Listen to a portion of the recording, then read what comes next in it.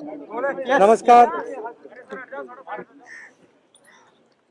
हमने कहा था कि जो 3 काले कानून हैं इनको वापस लेना पड़ेगा। इसलिए कहा था क्योंकि हमें मालूम था कि 3-4 बड़े जो पूंजीपति हैं उनकी शक्ति हिंदुस्तान के किसानों के सामने खड़ी नहीं हो सकती, और वही हुआ। जो 3 काले कानून थे उनको अंत में रद्द करना पड़ा। ये किसानों की, मजदूरों की सफलता है, एक प्रकार से देश की सफलता है।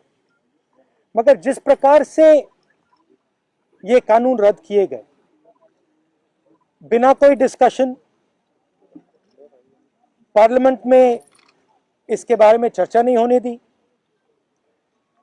यह दिखाता है कि सरकार डिस्कशन से डरती है, और दिखाता है कि सरकार जानती है कि उन्होंने गलत काम किया, और सरकार डरती है। डिस्कशन जो हमारे किसान भाई शहीद हुए उनके बारे में है, वो जो 700 किसान जिन्होंने अपनी जान दी उनके बारे में डिस्कशन होना था। डिस्कशन ये भी होना था कि ये जो किसानों के खिलाफ कानून बनाए गए, इसके पीछे किसकी शक्ति थी, कौन सी शक्ति थी, ये क्यों किए जा रहे थे, क्यों बनाए गए। डिस्कशन एमएसपी पे भी होना था, और जो किसानों की समस्या है लखीमपुर खेरी, उस पे होना था। लखीमपुर खेरी और इनके जो होम मिनिस्टर हैं उन पर डिस्कशन होना था, वो तो सरकार ने होने नहीं दिया। मगर सरकार के दिमाग में थोड़ा सा कंफ्यूजन है। वो सोचती है कि जो गरीब लोग हैं, किसान लोग हैं, मजदूर लोग हैं, उनमें कोई शक्ति नहीं है, उनको दबाया जा सकता है। और इस एपिसोड में यह दिखाया है कि किसानों को, मजदूरों को, गरीब लोगों को, कमजोर लोगों को हिंदुस्तान में दबाया नहीं जा सकता। अंग्रेजी में बोल दूं? We had mentioned earlier that the farm laws would have to be withdrawn, and we had said it because we understood that the might of 3 or 4 large crony capitalists cannot stand against the might of the Indian farmer and the Indian laborer, and that has come true. What is unfortunate is how the bills have been repealed without any discussion, without any conversation. We wanted to have a conversation about the forces behind these bills, because these bills do not just reflect the view of the Prime Minister. These bills reflect the power behind the Prime Minister, the power of people and forces behind the Prime Minister, and that is what we wanted to discuss. Who actually is behind these 3 bills? What are the forces that are behind these 3 bills? We wanted to discuss MSP. We wanted to discuss Lakhimpur Kheri. We wanted to discuss the 700 farmers who died in this agitation. And unfortunately, that discussion has not been allowed. This is a reflection of the fact that the government is terrified of having this discussion. The government wants to hide. The government does not have the guts to stand up for its actions. And this is quite unfortunate.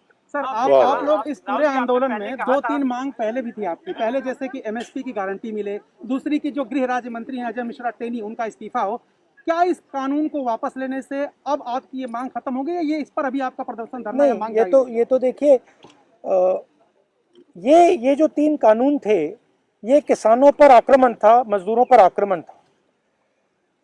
मगर किसानों और मजदूरों की जो difficulties हैं, मुश्किलें हैं, वो एमएसपी, कर्जा माफी, वो लंबी लाइन है, लंबी लिस्ट है, और वो अभी तक मतलब उनकी मांगे हैं और उनका हम समर्थन करते हैं। सर बीजेपी का ये कहना है सर कि जब प्रधानमंत्री ने राष्ट्र के नाम संबोधन में माफी मांग ली और अब जब तीनों कृषि कानून वापस हो गए लोकसभा और राज्यसभा में, तो डिस्कशन की जरूरत क्या है? तो फिर सांसद की क्या जरूरत है, उसको बंद कर देते हैं, बंद ही कर दो। फिर प्राइम मिनिस्टर को जो कहना है कह दें, जो कानून बनाने हैं बना दें, तो इसका क्या मतलब है? राहुल जी, बंद ही कर लो। राहुल जी आपने राहुल जी, जो 700 आदमी की मौत हुई है, वो 700 आदमी के लिए आप लोग कुछ आगे कुछ कदम चलाएंगे? सेंट्रल गवर्नमेंट से, बीजेपी गवर्नमेंट से चला रहा है, उनके से कोई उनका राहत मिले? नहीं, आपने कहा कि प्रधानमंत्री ने माफी मांगी, इसका मतलब प्रधानमंत्री ने ये एक्सेप्ट किया कि उनकी गलती के कारण से 700 लोग मारे गए, उनकी गलती के कारण से ये जो पूरा आंदोलन हुआ है। तो फिर अगर उन्होंने गलती एक्सेप्ट कर ली है तो फिर कॉम्पनसेशन देना तो पड़ेगा। राहुल जी आपने पहले कहा था कि तीनों कृषि कानून वापस लेने होंगे, सरकार ने अंतोगत्वा ये बिल वापस ले लिया। अब सवाल ये है, देखिए जिस प्रकार से लिया है इन्होंने, सबसे पहले इसमें किसानों का अपमान किया है। उन्होंने कहा है कि थोड़े से किसान के संगठन, सेक्शन, एक सेकंड में पढ़ लेता हूं। एक group of farmers are protesting against these laws. ये कोई ग्रुप नहीं है, ये हिंदुस्तान के सब किसान हैं। पहले आपने इनको खालिस्तानी कहा, अब आप इनको ग्रुप ऑफ फार्मर्स कह रहे हो। ये ग्रुप ऑफ फार्मर्स नहीं है, ये हिंदुस्तान के सारे किसान हैं, और ये समझते हैं कौन सी शक्तियां इन पर आक्रमण कर रही है। सर आप लोग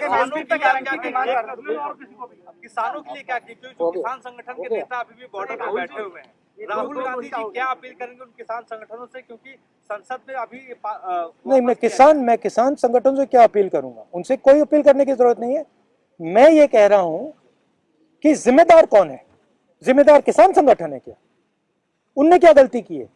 उनके 700 लोग शहीद हुए हैं, उनको आपने मतलब 1 साल यहां बैठा रखा है, उनको घर नहीं जाने दिया आपने कहा कि गलती मेरी है, तो फिर आप कॉम्पनसेशन दो ना, और जो इनकी मांगे हैं उनको पूरा करो, एमएसपी पूरी उनको दो।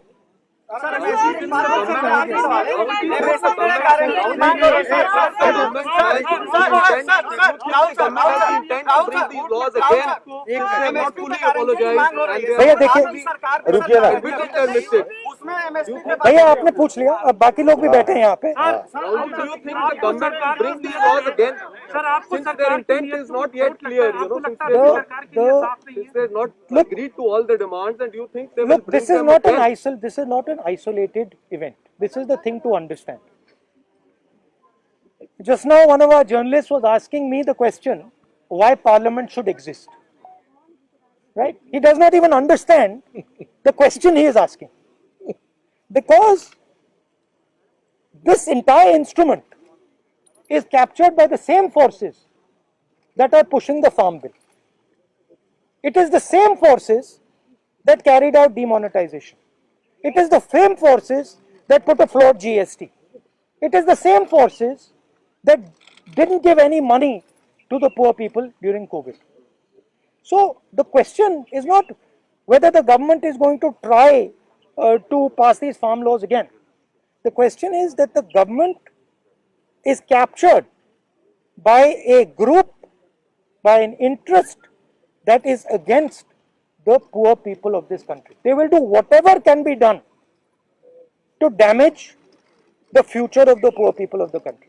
Is it because the government was supposed to take a decision? Sorry? And where was the government decision on repeal taken because of UP and Punjab polls?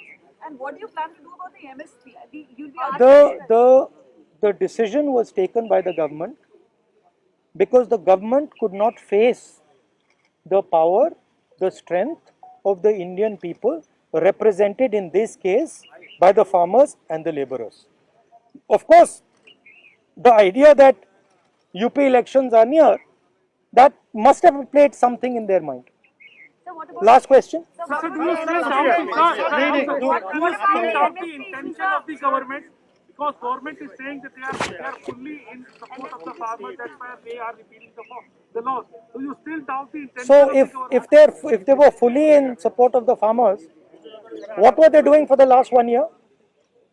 Why did it take 700 dead Kisans for them to repeal these laws? Why is the Prime Minister apologizing for what? If they've done nothing against the farmers, why is he apologizing? And on whose behalf is he apologizing? So the intention is bad. And as I mentioned just now, it is not, I mean, the Prime Minister is an instrument of these forces. The Prime Minister is the tool of these forces. These forces sit behind the Prime Minister. These forces capture the media and they pass laws like the farm laws. They do demonetization and they are inimical to the future of this country. Thank you very much.